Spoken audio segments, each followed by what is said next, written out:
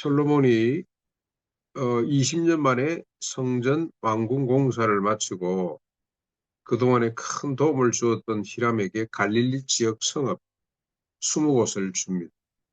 에, 이 언약의 땅인데 이걸 마음대로 주면 안 되는데 차지해야 될 땅인데 그래서 언약의 백성들이 그곳에서 생육하고 번성해서 땅을 충만케 하는 하나님의 뜻을 펼치는 그런 공간인데 이걸 그동안에 20년 동안 그다음에 백향목 그다음에 또 온갖 재물들 그다음에 잣나무 금을 제공해 줬다고 이렇게 20개 성읍을 줬습니다.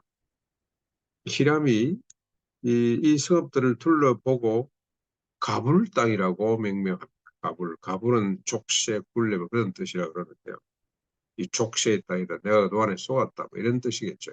이거 뭐야? 그리고 불만을 드러냅니다. 이에 그래 놓고도 히람이 솔로몬에게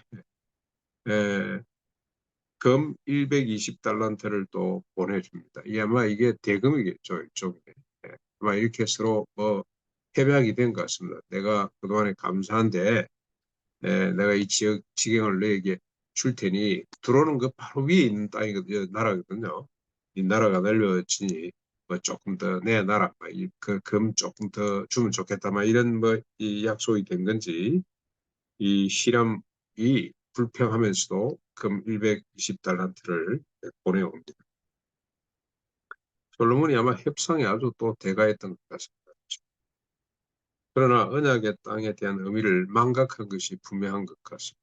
그 뭐 땅 쓸모없는 땅, 히람이 아마 불만을 터뜨린 거 보니까 갈릴리 북쪽의 그 땅들이 그렇게 좋은 땅이 아니었던 것 같습니다.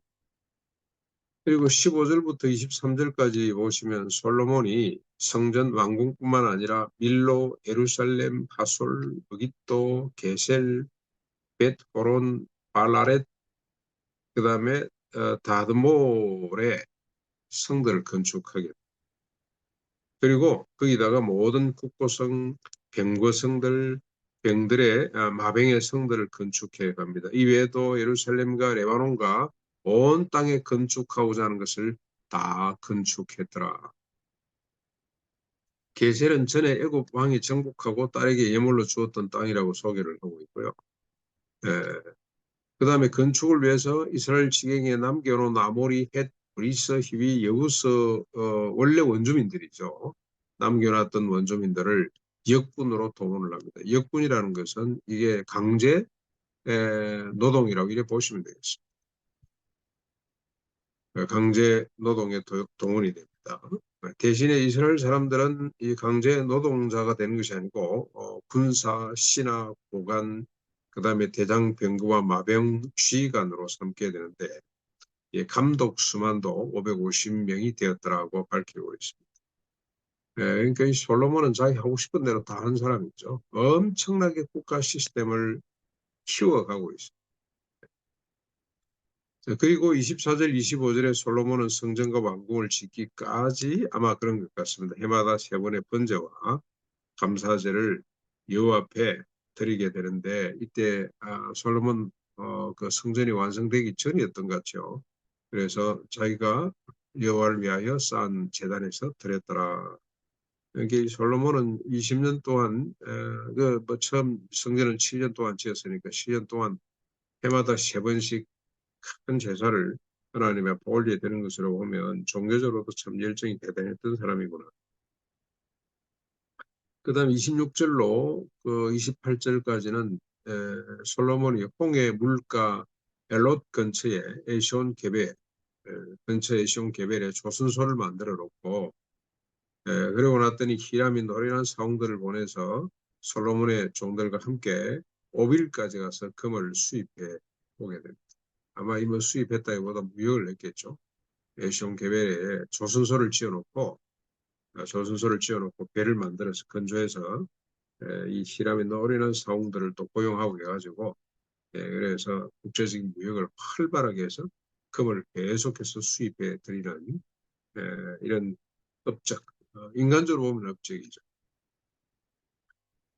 그러나 우리가 가만히 이 본문을 보면 참 기가 찬 것이 이 솔로몬이 자기가 원하는 대로, 자기가 소망하는 대로 다 이루어갑니다만 시간이 흐를수록 거룩하면서 거대함으로 정책과 가치와 신앙의 중심축이 옮겨간다는 사실을 보여요. 국가 시스템이 계속 확장되죠. 확장돼. 아버지 다윗 때는 전혀 이것들이 없었어요. 아마 뭐 전국에 군사를 두고 마병을 두고 그 군마를 또 기를 수 있는 뭐 이런 요새지를 만들고 그러면서 관료들을 세우고 그리고 무역을 하면서 재벌들이 생겨나고 하여튼 뭐 우리가 인간적으로 볼 때는 최고로 전성기를 구가하고 있습니다만은 아버지 때는 이런 게 없었거든요.